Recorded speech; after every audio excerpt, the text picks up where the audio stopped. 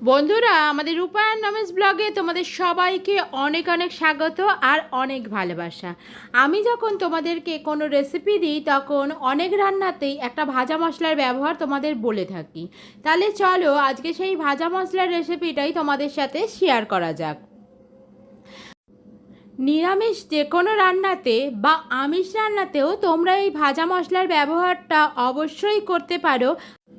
তাহলে কি কি নিয়েছি সেটা তোমাদের সাথে শেয়ার করা যাক। এখানে আমি নিয়েছি গোটা শুকনো লঙ্কা, গোটা ধনে, গোটা জিরে, গোটা মৌরি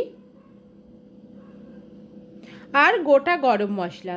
তার মধ্যে আছে দারুচিনি, ছোট এলাচ আর লবঙ্গ।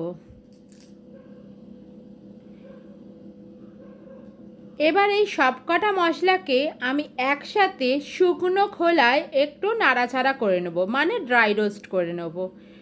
অবশ্যই খেয়াল রাখবে যখন এই মশলাগুলো ভাজবে তখন যেন কোনোভাবেই পুড়ে না যায়।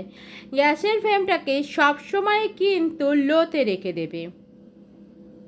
শুধুমাত্র একটু নাড়াচাড়া করে নেবে, মশলার মধ্যে যে জল জল ভাবটা থাকে সেইটুকু যেন শুকিয়ে যায়। সেইটার জন্যই মশলাটাকে একটু ড্রাই রোস্ট করে নেওয়া। দেখো যখন সুন্দর গন্ধ বেরোবে মশলা থেকে তখন আমি গ্যাসের ফ্লেমটাকে অফ করে দিলাম।